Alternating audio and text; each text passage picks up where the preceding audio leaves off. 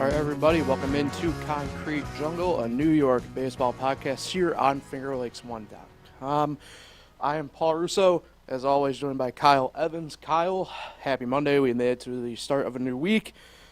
And once again, tale of two different series for the two New York teams. But I feel like we have predominantly negative storylines almost in a way today for the most part across the board. But still some positives we'll discuss.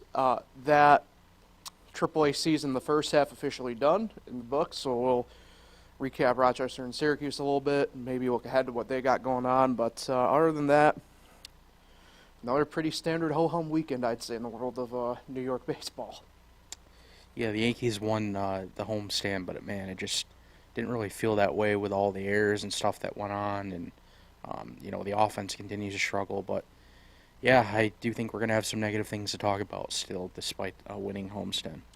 And I don't know where my pen went, but I'm missing my pen now, which is very depressing. But either way, let's get a shout-out to a couple of our sponsors here really quick. Dr. Jeffrey Halstead, DMD. Dr. Jeffrey Halstead, McCann was hometown dentist for more than 35 years, offering routine dental care as well as cosmetic dentistry, implants, dentures by their highly trained and experienced staff. Be sure you visit them online at CanandaiguaDentistry.com or find them on Facebook and Instagram. And Lil John Barbie Orthodontics, Dr. Lil John and Dr. Barbie and the outstanding orthodontic team share a common goal to ensure the overall wellness of each of their patients through their exceptional orthodontic care. You can check out Dr. Rod and Dr. Liz online at liljohnortho.com. So, Kyle, let's jump into the Yankees stuff here. Back-to-back series victories. I was hoping for a sweep of Seattle, just didn't happen. I don't want to spend too much hang-up really there. Ended up being really Herman's probably worst start in quite some time, to be completely honest.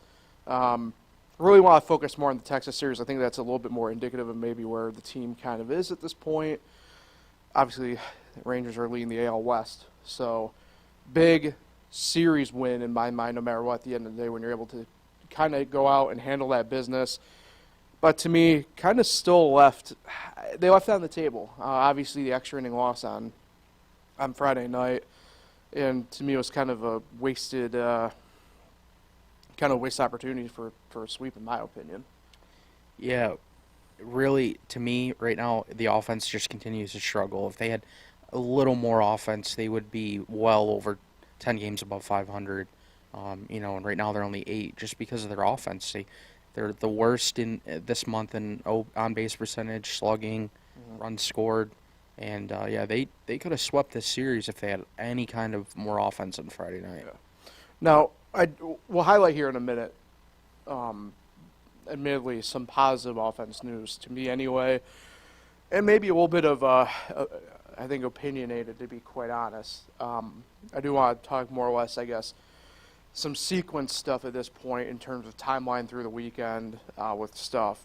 And I know what a couple of you might be thinking, when are you going to talk about Aaron Judge? When we get to the injury news, that's when we're going to talk about Aaron Judge at this point because, well, that's where the news is for him. Let's start here. Let's start with the actual game on Saturday. Severino goes out. It's a 1-0 win. Obviously, it kind of goes into what you were saying, right, Kyle, where the offense really need to step up a little bit here. But that being said, I do want to talk. I mean, Severino looked about as good as we've seen him this year, in my opinion. Really the stuff that kind of put him on the map a few years ago. And frankly, I think he's going to be needing to do that consistently now through the summer for the Yankees to have, rather, I guess, hold their position at the very least in the playoff picture. We already know what we're going to get from pretty much everybody else at this point, right? We'll touch on Nestor here as well here in a couple minutes in the injury stuff. Sounds like he's coming along at right about the pace they expect him to, but, that being said, Nestor comes back, the more or less probably kicks, Brito back to AAA or something like that. Something along those lines, right? Whoever it happens to be that given day. And at that point, you have Clark Schmidt, who's done really well, but can't get any run support, it seems like.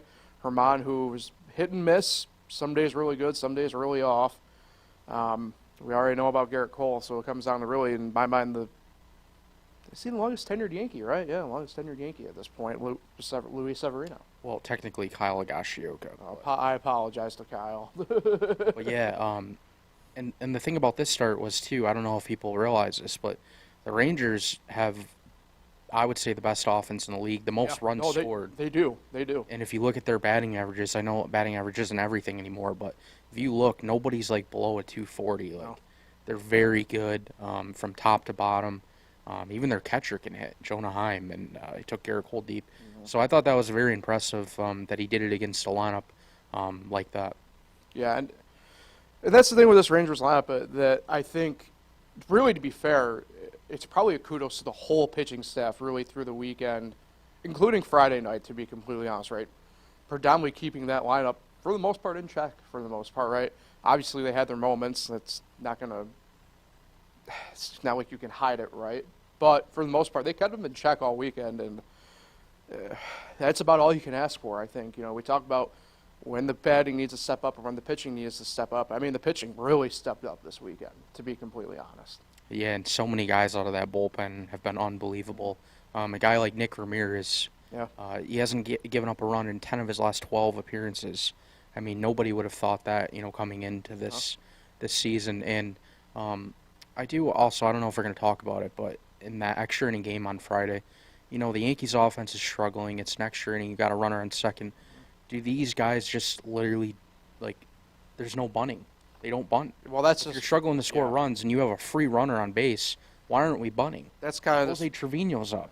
That's one of those general gripes I have about not just with the Yankees or with the Mets, just Major League Baseball as a whole, where, especially for me, it's more in the situation where if you're the home team, right, and you're able to shut the team down in your half of the inning and pitching it in the field, to me, that's a gimme to this.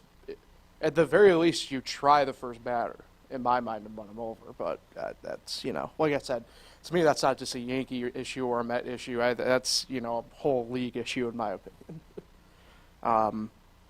Yeah, I mean, to piggyback off of you, Clay Holmes looked really good again. I think going back, we haven't really talked about too much, right? But I think kind of not using him as the closer to that pressure situation has done really well, and he's still in these leverage spots, right? Don't get it twisted. They're still using him in leverage spots, but it kind of takes, I think, maybe that pressure off him a little bit, and he's been really well. I mean, somebody joked it was May 2022 Clay Holmes all over again the past few days, so you can't ask for more than that, in my opinion, as well. Yeah, the biggest thing is he's just pounding the strike zone. He's not leaving the sinker up, mixing pitches a little more.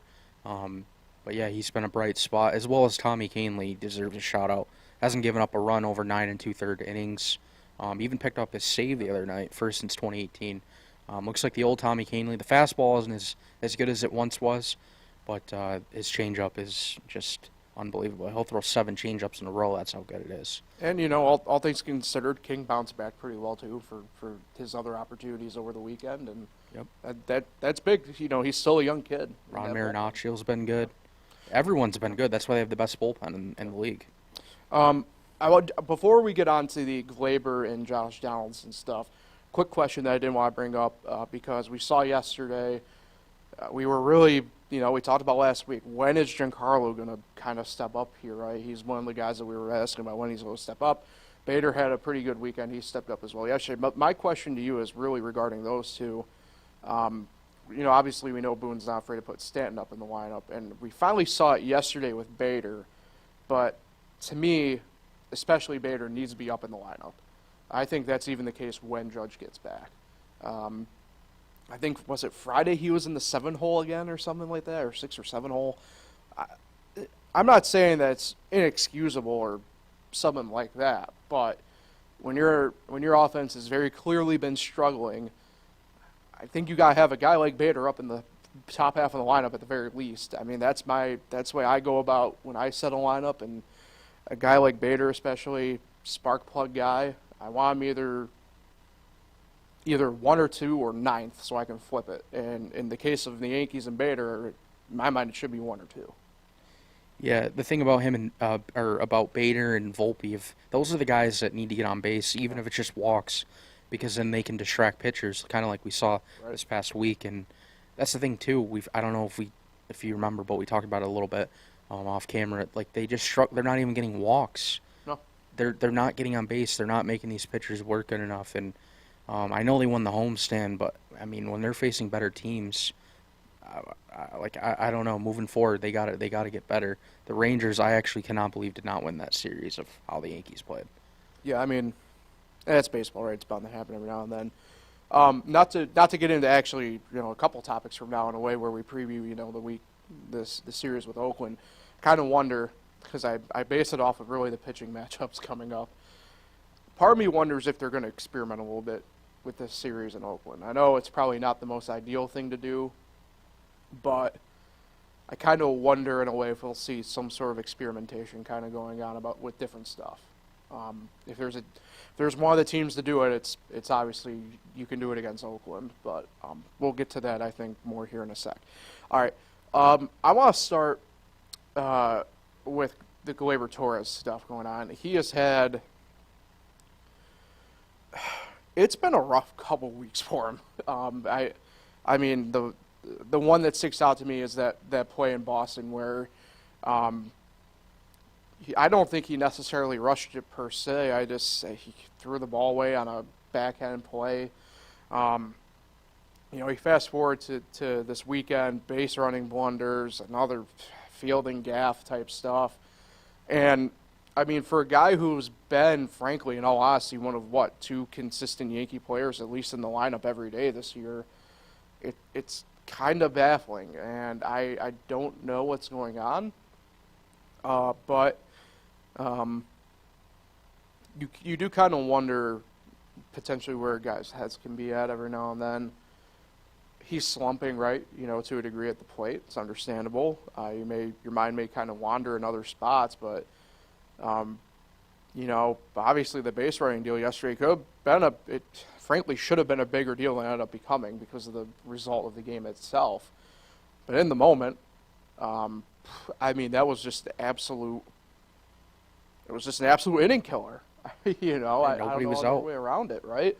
So, and that's a tough thing that I prefaced it with this. He's one of two position players from the Yankees who has been in the lineup every day pretty much. More or less, I guess, out of necessity maybe at this point to a degree, and maybe that kind of hinders the decisions that, Boone can make. I saw people on Twitter were just bench him right now. I'm like, the Yankees don't exactly have that luxury at the moment per se. So, what can you do? Not to go too far ahead here, with the Donaldson thing, but I don't know if a sit down is maybe necessary, but you certainly have to talk to the guy, especially after someone like that. Yeah, I was actually one of those people. I get, their offense is struggling, but in that moment, costing your team another situation like Right. that, I was hoping Aaron Boone would make that move, but we've never seen him make that kind of move in a game before. And it made me think of Kevin Cash, when he benched Wander Franco for not hustling. I know the Rays are in a much better spot, leading the division by a lot, but at this point, if a player's, doing them kind of things, hurting your team, whether you're struggling or not, the guy's got to sit. He can't keep doing it. It's too many errors in 2 weeks, 3 weeks. And it's not, like you said, it's not just on the offense. It's defensively, too. And you didn't mention, he couldn't corral a throw into second base, which allowed another runner to score when they played the Red Sox at home. No, that's right. There's been multiple things that have gone on with them, and it just continues. And it's just, I don't know. I don't even know what to say. I think I'm going with this, at least, thought process here. To me, anyway, even if one of the guys are kind of back healthy and it kind of frees up Kiner Falefa, do you think he benches him yesterday? Because I do think that would have been on the table if one extra guy is more or less available yesterday. I don't know, because I was thinking about it. We just never have seen him do that, and he's one of the managers in the league that I would say defends his players the most. You'll never hear him call out one of his players. And I don't know if you heard, but after that 3-error game and that blowout loss to Seattle, he was defending Rizzo, Donaldson, all the guys that made errors in that one inning. And at some point, like, it's okay to, like, admit stuff. I know it's your players, but I mean, Right. sometimes they do deserve a little bit of a call out. Like, not everything's okay. And sometimes Aaron Boone just rubs me the wrong way when he does that stuff. Yeah, I guess. All right, this little segue you gave. Donaldson, also occurring on Saturday, was a sit-down meeting between Boone and Donaldson. I don't think anybody really knows exactly what was said, right? But we can all take that general guess, and obviously what was said was more than likely you have to step it up here. It's interesting. I know a lot of people are saying DFA him, and I think we are probably nearing a point where that has to be an option on the table. I think the only reason why the Yankees maybe haven't yet, to be quite honest, is they DFA'd Hicks, so they're already eating money on that contract. I don't know if they necessarily want to do that again with another guy, but I mean, we're nearing an interesting issue here because look, I'll be the first one. I hand up. I was really intrigued to see what his bat return to the lineup could do for this team. And for the most part, not a ton. Off the bat, had a couple big home runs, but since then, hasn't been much. So I don't know. And furthermore, I forgot to kind of shout him out away, but you look at DJ LeMahieu, maybe not the best weekend he's ever had, but certainly had impactful moments throughout the weekend where he was able to step up at the dish when the Yankees needed him. So I don't know if that makes Donaldson any more expendable than he is, but usually those meetings that you have with a manager and management aren't usually, a precursor to you staying on the team long. Yeah, he's 8 for 64 this season, 3 for his last 37. Sometimes his at-bats are just uncompetitive. We can make a whole highlight reel of him standing there watching strikes. So, yeah, I don't know. I think it is time to move on. Everyone's calling for Oswald Peraza, but I don't think people know that he hasn't been in the lineup. Yeah. But at this point, I'm so fine with moving on from him that I would put Oswaldo at third base. He'd give you better at-bats at this point. Or Wilmer Defoe. But yeah, I don't know if they're actually going to move on from him. I don't believe anything Donaldson said yesterday. Mm-hmm. He said that they have meetings usually once a week or every series. And that it was all ball talk. And man, I just can't. Yeah, but for a guy who's struggling, all ball talk is literally you step it up. I don't, and you want to know what? I'll go ahead and say this. I disagree with you. I don't doubt that they maybe have meetings every series. You want to know where I do agree with you, though, with this? Probably not individually one-on-one like that. I bet you it's more, where I'm not saying classroom setting, but I bet you it's kind of like football where it's group setting with different players, not individually. And then I thought it was funny that he declined to speak to the media before the game, but then spoke after the game, and then he was not seen in the dugout. I don't know if you saw that report. Oh, I didn't see that. He was not in the dugout yesterday. So I don't know what's going on. He hasn't played in 3 straight games. But pinch hitting him, I don't know if we're going to talk about this, pinch hitting him Friday night for a guy who's been one of your best hitters in Billy McKinney was just mind-blowing. Right. I get it, you're looking for a home run, but the guy hasn't even done anything. And Billy had some pop. I mean, he has, 3-4 home runs now? And he's hitting 300 over his last 10 games? I couldn't believe that. And what does Donaldson do? Strike out. Yeah. So I was like, come on, Boone, really? I mean, maybe that pinch hit was the potential final straw. I don't know. We'll see if he's in the lineup tomorrow. All right, let's talk about some injuries and stuff because really, to be fair, in my mind, the biggest headline to come out this weekend has to do with Aaron Judge, who officially referred to his injury as a torn ligament. This was the first time this has happened. I'll say this portion, and we'll get to the more discourse of it. He has asked the team to resume some non-contact baseball activities, whether it means just kind of swinging a weighted bat or even playing catch. They have said no up to this point. But, we were looking at an already murky timeline to come back anyway. I think I was obviously on the more optimistic side of things. You were obviously not on the pessimistic side. Thanks, Kyle. But now we know it's going to be longer. I officially saw today on the injury report that it's now an August target return date as opposed to sometime in July. So just another mystery with the Yankees medical news, notes, reports. I don't know what to call them at this point. Solved by the own guy who was hurt. Yeah, 2 weeks from today, the All-Star break starts. No way he returns before then. Not at this point. So then when the second half starts up, I think it's like the 15th of July or something, 14th. Mm-hmm. So yeah, by then, like, I think August might be the new deadline or the new timeline now. And man, I just don't know how much longer this team can go without him. And there has to be some other move coming in then. Eventually, these guys that are hitting, like the McKinneys and the Bowers, they're not going to be able to keep carrying this load. And Rizzo's hitting a little better. But yeah, Glaber and DJ, they got to give more. We keep saying it. But, I mean, it's so true. They're barely winning these games. They're lucky their pitching is among the best in the league. Yeah, I think this weekend was it's a pivotal one in baseball at this point, right? This is the final full week. Well, this past was a full final weekend of June. We're in the final week of June. I mean, for example, Colorado went out and got slapped around all weekend pretty much by the Angels, and I think that kind of puts them for sure in the sell spot position, right? So a couple more teams, throughout the weekend have kind of shown themselves to probably be doing that at the deadline. So it'll be really intriguing. I mean, we'll go back to them being a possible team to make some phone calls on, and I know, they don't have an exact ton, right? But, if you're the Yankees, for example, right, make a phone call, see what Randall Grichuk might cost, right?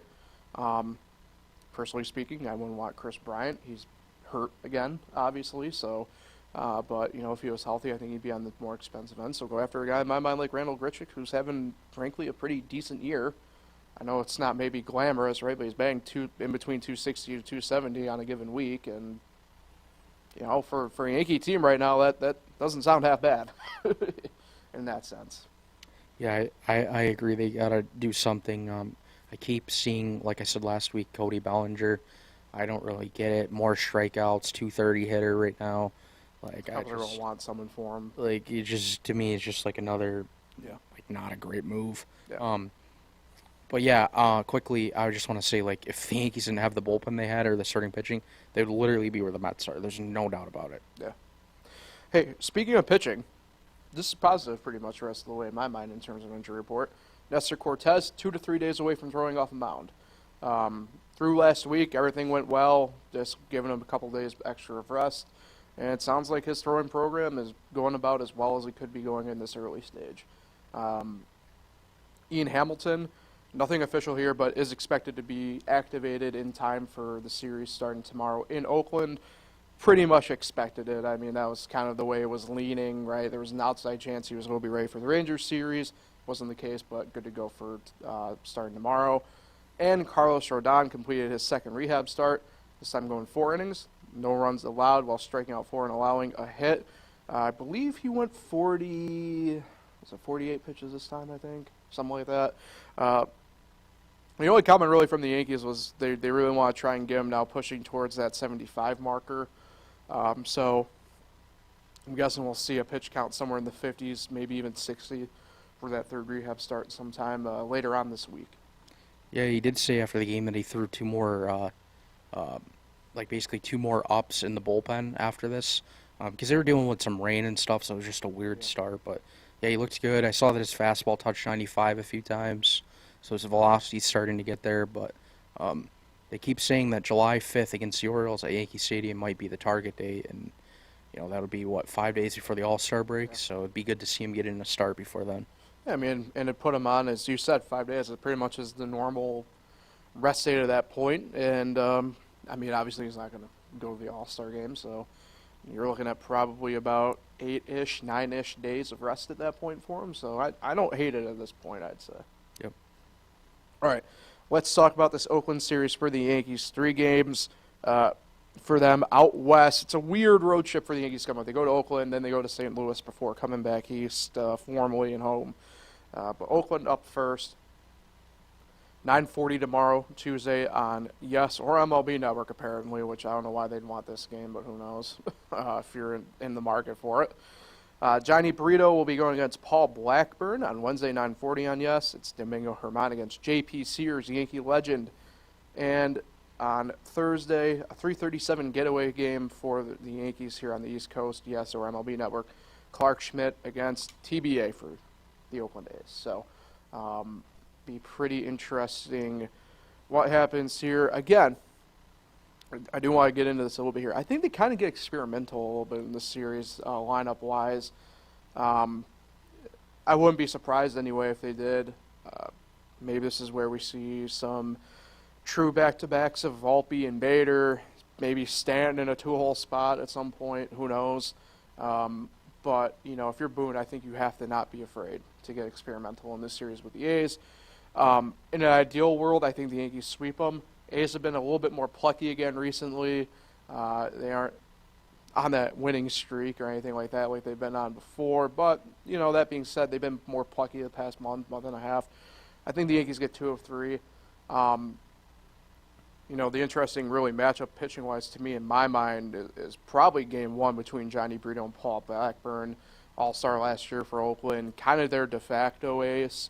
Coming back from injury, this I believe will be his 5th start, but no decisions yet for him. So, kind of like one of those. If you're them, you're going to gun for a decision for your guy. So I think the Yankees get 2 of 3 realistically. I think they do get experimental a little bit, try some things before heading to St. Louis. I'm gonna say 1 of 3. Okay. And that is going to come Wednesday. The only one. And it's just going to be because of the offense. And they're going to be very close games, of course. But yeah, 1 of 3 I see. All right. Let's transition over to the Mets. A lot of more of the same that we've been talking about. This time losing a pivotal series against an in-division foe against the Phillies. I mean, really the main storyline all comes from yesterday, Sunday. Blown up by the bullpen in the 8th inning, specifically Tommy Hunter catching a lot of the heat here and justifiably. But, I mean, man, like, what are we doing? This is tough.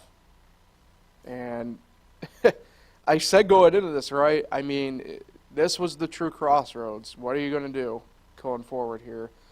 And man, for a team where you see Pete Alonso and Lindor step up yesterday offensively, right? Be the catalyst they need to be. I mean, I'm running out of terms for him at this point. I'm running out of synonyms and all that. I'm only in another thesaurus for terms for this because our expectations for them are so high this year and justifiably high that, you know, I'm not going to be like, you know, Frank the Tank here eating glasses or anything like that, but I mean, this has been unequivocally a failure now up to this point for sure, and probably going to be a failure of a season.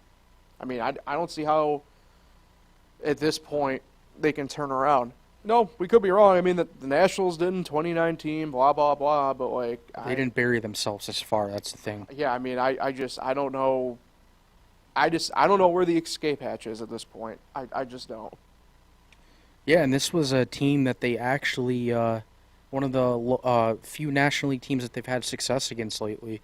They actually won the series earlier in the year. And then, you know, they get that game on Saturday where, if you thought about it, it was the first game that things actually clicked. You know, they won 4-2. They got enough offense, and the pitching was good. And then they turn around, you know, yesterday, and... you know, when they get enough offense again, the pitching isn't good. And that's just the same story it's been. And they're almost going on a month. If they don't take 3 or 4 from the Brewers this week, it'll be a month since they last won a series. And I don't want to get too far ahead, but I personally think they split with the Brewers. And the sad part is the Brewers are lined up to where you probably aren't getting Corbin Burns. And if you do, it's going to be on semi-short rest. Type deal.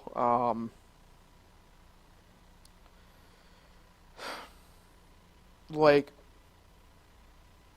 this is a team, I think, at this point that, I talk about how I think the Yankees might experiment a little bit, for example, with Oakland. How come the Mets, I think, are beyond that point, right? Obviously. But, like you said, Kyle, I mean, the offense clearly just is not the issue at this point. Sure, they have their slumps and whatever, but, like, compared to the pitching, like, offense is, like, borderline untouchable, comparatively, right? I mean, I can't be the only one. I think this is where we can kind of get into this. And I've seen a lot more calls for this all of a sudden in the past couple of days. But, like, Buck Showalter gets ejected.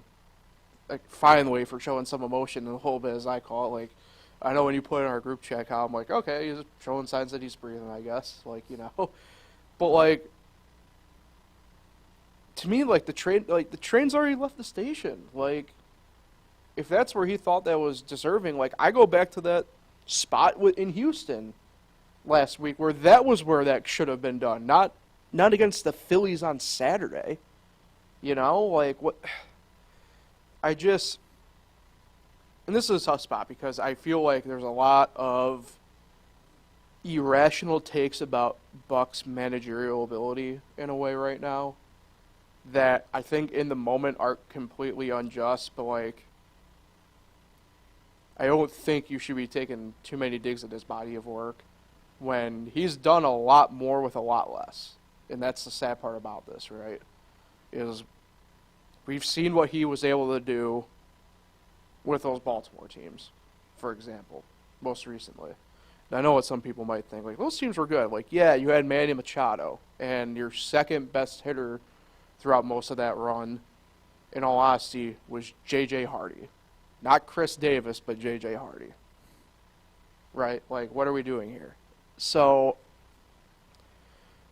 I don't know, and it's weird because if you do a retrospective of Buck's career, this kind of almost lines up in a way. Like, I think you probably don't remember too much about, like, those Rangers teams he managed, do you? No. Okay. Those Rangers teams that he had for the most part were designed to be kind of like what the Mets are right now in a way. Maybe not as, like, listed as good, but they were lined up to be really good. I mean, Alfonso Soriano, if you want to go slightly deeper, Alex Rodriguez for, I think, technically 2 years, but, Hank Blaylock, Mark Teixeira. You had some really interesting, like, different career points for different people on those pitching staffs. Like Kenny Rogers, his second half of his career is, kind of marked by a little bit of some stuff with the Rangers there and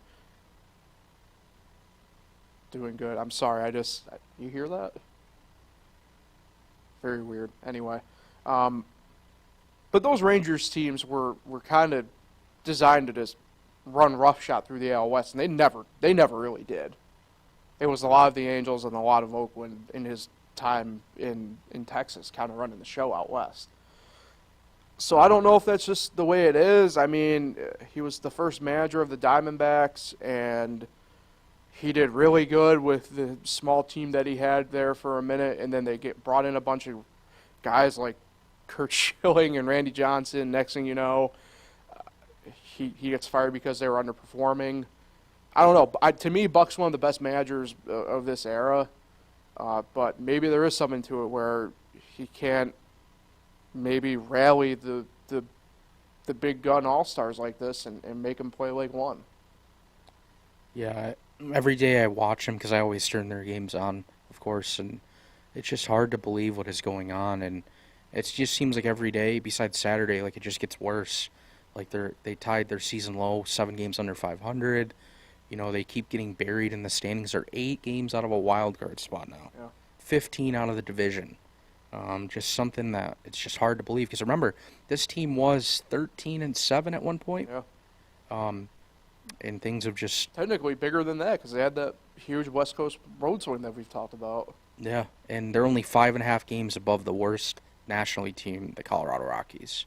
Mm-hmm. So that's where things stand. And the Brewers aren't going to be any easier. They're not a great team, but they're a good team, so it's going to be tough. So through the weekend, some injury news and some transactions were made here. Let's start with some guys on rehab assignments. Jose Catana made his third rehab start, this time the first, though, with High A Brooklyn, went 4 innings and throwing 47 pitches. In the same game, Alicia Hernandez threw a scoreless inning of relief. So guys who, they're hoping to get back here pretty quick, including the way it sounds Hernandez might be coming out of the bullpen here, the way they're kind of using him in these rehab assignments.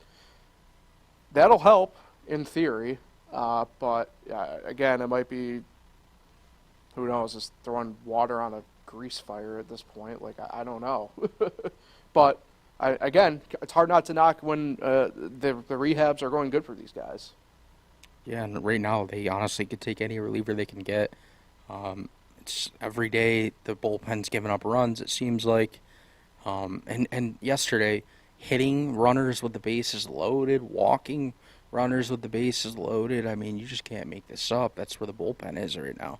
Yeah. They just can't get outs.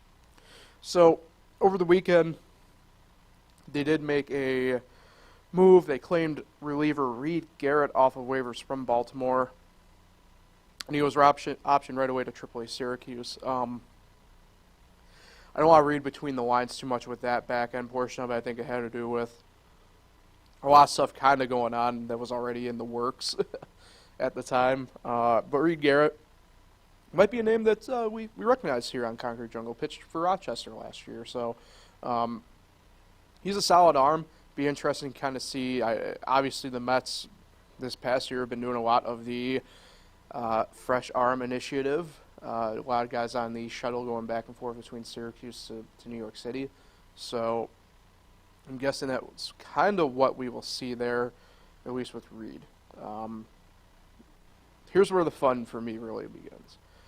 Pretty much right when we got done recording on Thursday, Tyler Mago was optioned to AAA Syracuse. And that's tough for the Mago family because his brother was also optioned. He's with the Brewers, was optioned to their AAA team in Nashville also on Thursday. So I believe the Mago family might have had plans to come to Queens for this week, and will not be happening, but that happens. Anyway, caught me off guard, and there was no outright true transaction to couple it with. And it's interesting because I don't want to get too far ahead, but David Peterson is back in the probable pitching slot for the Mets in this series against the Brewers. So I'm guessing that's going to be the switch, even though Peterson on the logs has not been called back up yet, which is pretty interesting. Yeah, I know Peterson's thrown the ball well at AAA, but man, he just has not been good at the major league level. But at this point, I guess you're just doing anything you can to try to get a game to start the series off well. So I don't know. I was kind of surprised they didn't actually do Lucchesi, given the fact he's actually pitching the better of the two at Syracuse. So I don't want to get into assuming and stuff like that, but who knows. So right-hand pitcher, reliever Vinny Natoli got called up from Syracuse, as did shortstop from Rochester, Danny Mendick. So that's pretty interesting to see there. Mendick, though, was on the back end of what we finally have a trade of. And it's more because of the team that Eduardo Escobar is going to with the Angels, who literally at the end of last week had pretty much all but one infielder go down for the year, which is kind of crazy. But he got traded to the Angels for right-hand pitchers Coleman Crowe and Landon Marceau. Guessing Marceau has already been sent to the minors. I'm guessing Crowe will be as well. But Double-A. He made his first start yesterday. How about that? It was weird how the log didn't have it listed. It was very confusing. But the Eduardo Escobar era in Queens is over. Obviously not the year he wanted with the Mets, and they went with some pitching depth in order for that deal to get done. I'm guessing we might be seeing more of that from the Mets here going forward to some degree with some other players. And, I mean, who knows? But to me, it'll be interesting to kind of see who gets the actual running time here. They went with Mendick for the time being, but Will it be Vientos? I'd like to assume he'll be back up, but personally, I also want to see Ronnie Mauricio at some point here this year. But I mean, we've been banging the drums of letting the kids play, but will they actually do it? Who knows? Yep, keep clearing spots. Let these kids play. It's funny though. Eduardo Escobar was actually hitting a little better the last 2 weeks, and I guess maybe that got his trade value up a little bit. And then yesterday in his debut, he has 2 hits. Looked real good at a triple. Yeah. So yeah, I thought the trade was not a bad one. It was a good one. Yeah. And I mean that's the thing with it, right? Is like they have to try something, maybe in the sense, right? I mean, talk about they need to try something. Like I figure if you're going to make a trade like that, you try and maybe get a guy who could make a true immediate impact. I know the Angels had just optioned Jimmy Hergert back to the minors, and you know he's had his moments of really good stuff, moments of some rough stuff, but he's an experienced bullpen arm, and you know, for a team that certainly needs the bullpen help that they need, kind of surprised that wasn't the option, to be completely honest with you. Yeah, I can't believe they haven't made a move yet for a reliever, an actual like MLB reliever. Yeah. No, I'm with you there. All right, so we kind of already alluded to it a ton here. The Mets have the Brewers coming into town starting tonight, Monday night, for 4 games. Pretty big series, to be completely honest, for both teams at this point. So tonight, 7:10 first pitch on SNY or MLB Network, depending upon where you are. Colin Rea against Justin Verlander. Tomorrow night, 7:10 Tuesday on SNY, Julio Teheran, who has somehow resurrected his career in Milwaukee. Like, I don't know where the hell that came from. Against David Peterson, Wednesday, 7:10 on SNY or MLB Network once again, to be determined against Kodai Senga. Then the same thing Thursday for the Brewers, TBD against Max Scherzer. That's a 7:10 first pitch on SNY. I'm going to true 2-2 split here. The Brewers, you want to talk about a team that should be better than they are once again. They just kind of aren't. And injuries have plagued them a little bit, but you can't be just, your only 2 starters announced be Colin Rea and a former top prospect of 2 different teams, and Julio Teheran, who literally in this time last year was pitching for the Staten Island Ferry Hawks. So, it's one of those things where, again, with the two TBDs in there, I think that can kind of play maybe to the Mets' advantage. I'll say this. To me, this is Justin Verlander's biggest start coming up here tonight, as a Met, at the very least. And he'll give up 5 runs tonight. Well, this is what I'm getting at, right? Is like, we kind of talked about a little bit with Severino in this sense, right? Is I think we all kind of know what Severino is going to be for the rest of the year at this point, just given the way things have shaken out in his starts, right? Verlander is at that point where, and he's a veteran, right?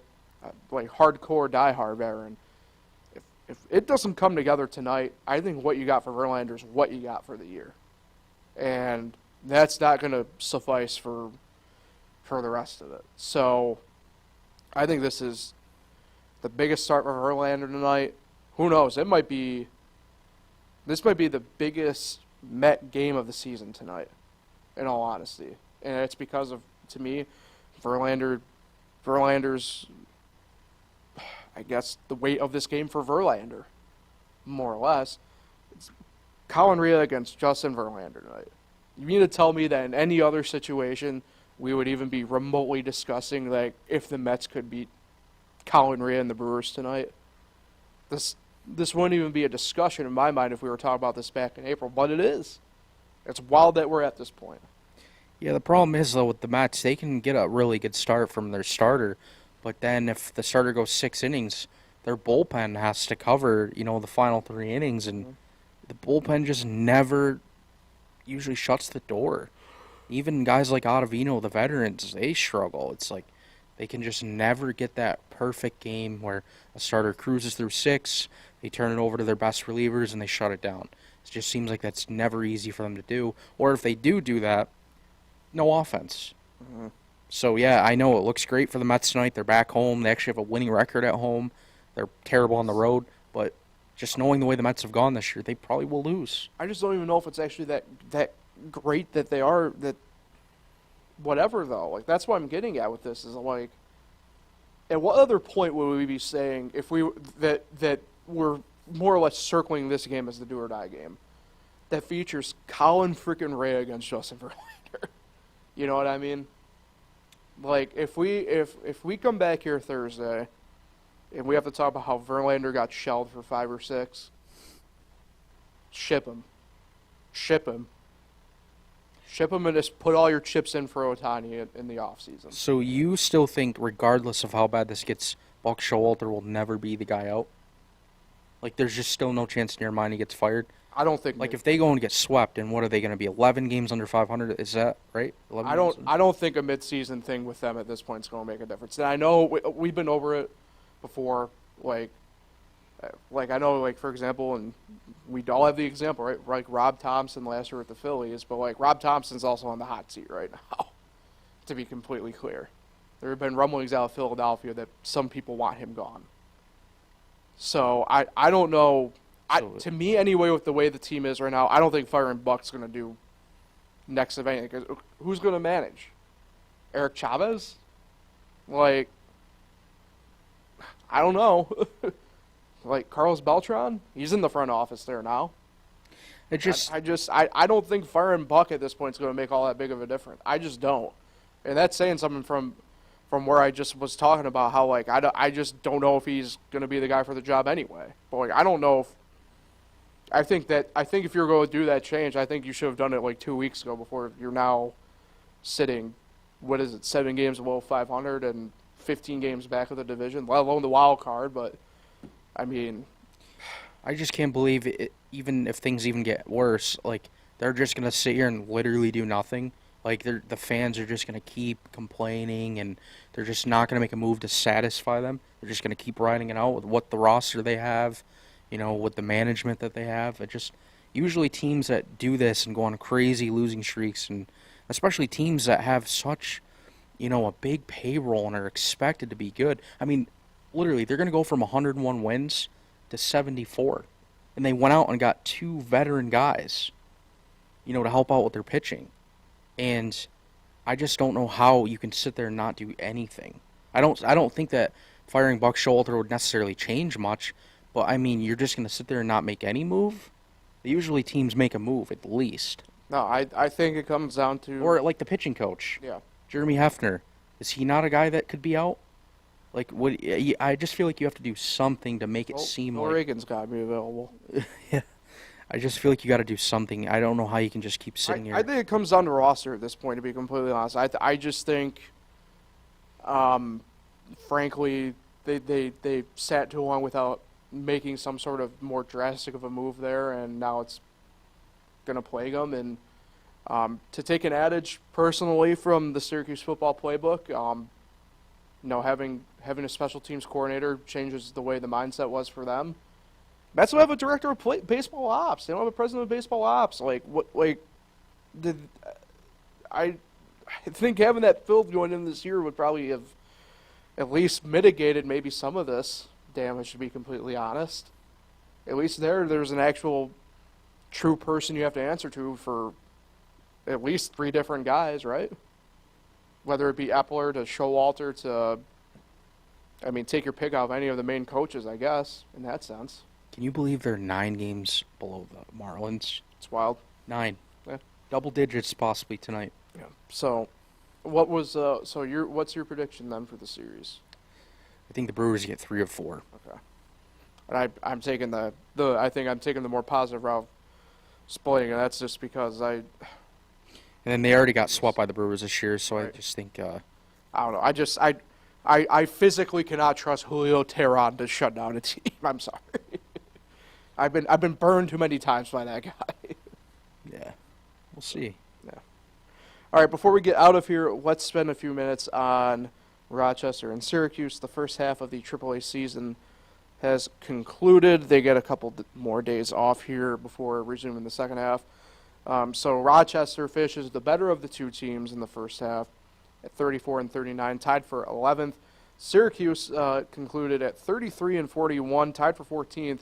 And for Syracuse, they defeated Durham in the week-long series 5-1. That's actually what really catapulted them literally out of 20th into the tied for 14th slot over the weekend. So it was pretty interesting. I think both teams, they started off really slow and really bad for the most part. I know Syracuse was above 500 for the first couple of weeks, but they came back to earth pretty quickly for what they clearly might have been. But both kind of rebounded nicely, really, over the course of the past couple of weeks, especially in the case of Syracuse in that sense. And it will be interesting, right? This is the first year of AAA that is doing the halves. And I've mentioned it, and I both stick by my guns on this. I think both Rochester and Syracuse will be contending in the second half. Both were playing good baseball at the right time here down the stretch.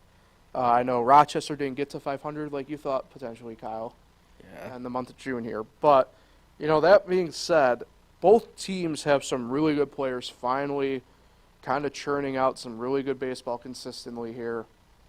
And that's big. And I think, as it stands right now, I don't think you'll see too much roster movement from the cores of these teams in the second half. Could be wrong, obviously. Probably will be, but, it's pretty apparent Vientos is going to be down here for at least a few more days. I doubt we will. Oh, wow. Sorry, there's an trade. The NBA trade that just caught me off guard there. Clearly, I doubt as much as I want to see him up the big league level. I doubt we'll see Mauricio up there. For Rochester, when Darren Baker comes back from injury, that's going to be big. But they've had a ton of MLB vets really play well as well. So I really do expect both teams to kind of contend here in the second half of the AAA season. Yeah, my only concern is with AAA Syracuse, just because of the Mets, they keep, bringing relievers back and forth, and now they're bringing Peterson up. I just think the pitching might be an issue, and I still think we're going to see Steven Ridings very soon up with the Mets. He's been tearing it up at Syracuse. Yeah, I just don't know how you can leave him down there when you need bullpen help. So, yeah, I just feel like the pitching might be an issue still. But I do agree. I feel like Mauricio won't be called up, and Vientos will probably spend a good chunk of that half down there, too, because I just feel like they don't want – when he's up here, they don't even play him much. Right. So, hopefully they're better second halves. It's better to talk about winning baseball. But I think Rochester is going to be pretty good. I don't know if you did this. I have a couple MVPs for both teams, if you will. For Rochester, for me, Darren Baker, who he's not on the Nationals 40-man. I think going into next year he will be. He's a name that I think if you're a casual baseball fan, I'd be prepared to get to know it.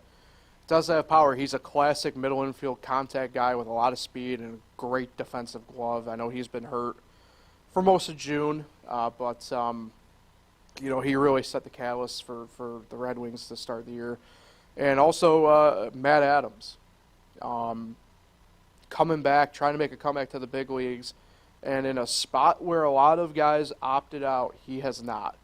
And he is all in with the Red Wings. He, if you look at some of the social media stuff that the Red Wings do, and he's around them in the pictures, he's always smiling. It looks like he is legitimately happy to be in a Red Wings uniform. And he's playing good baseball. And I know he's not on the 40-man either for Washington. And selfishly, I want him to stay in Rochester the rest of the way and continue having a good year there. But I wouldn't be all that upset if he did get one more shot in the big leagues with the Nationals in the second half of the year, to be completely honest. He deserves it. He's played very well this first half of the year.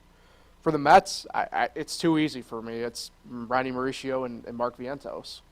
I know down the stretch, I think we probably could have made the case for Joey Lucchesi, to be completely honest, in there for one of them, but the numbers don't lie. When those two are in the lineup together for Syracuse, it's a completely different animal, and it's both above 300. Both, the exit velos speak for themselves, and I think those two are the S-Mets MVPs for the first half, hands down. Yeah, even when Syracuse loses, if you look at all the box scores, they score so many runs. I'd be interested to know, where they ranked in the first half in terms of runs scored. because a lot of times they've been losing slugfest and just putting up a lot of runs, but the pitching hasn't been there. Kind of like the New York Mets. So yeah, I do agree with you there. I think definitely those guys are the two leading MVPs so far. Yeah, it'll be interesting to kind of see how the second half plays out. Like I said, they have a couple extra days off here than they usually do. They'll get going again on Wednesday for both teams for the second half of the year. For Rochester, they'll be in Lehigh Valley to start. Rochester hosting Scranton Wilkes-Barre. Really, there's no true transactional news for the Mets, only because we've already touched on them with the big league club. For Rochester, Jeter Downs and Lucius Fox both began rehab assignments. Jeter Downs is with Wilmington.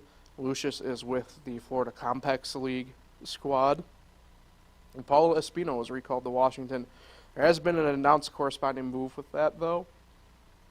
So I'm kind of intrigued to see who possibly could be on the move there as the second half of the International League gets going. And of note, I think we might have mentioned it last week if you're wondering, for the International League, it was the Norfolk Tides who secured the first half crown in the International League. So congrats to Baltimore's AAA affiliates. Not really, but, we have to legally say that. All right, so that'll take care of Concrete Jungle for Monday, the early week edition. We'll be back on Thursday for sure. Kyle, before we get out of here, who do you got tonight, Florida or LSU? Do or die, win or take all. I'm going to say LSU. Oh, God, you're taking the chalk pick. No, I don't think they lose again. Especially after yesterday. Yeah, there's no way they come out and lose this game. I'm going to go Florida. But, Tani. But it's been the year of the Florida teams, Sure. So maybe they, do get this win. Break the curse. Yeah. It's been a fun College World Series. If anybody hasn't been watching it, you're missing out. So, like I said, we'll be back on Thursday. Until then, enjoy the week, everybody. If you can't watch us live here on YouTube, catch up anytime. YouTube, Spotify for podcasters. So until Thursday, enjoy the baseball, everybody, and we'll talk with everybody then.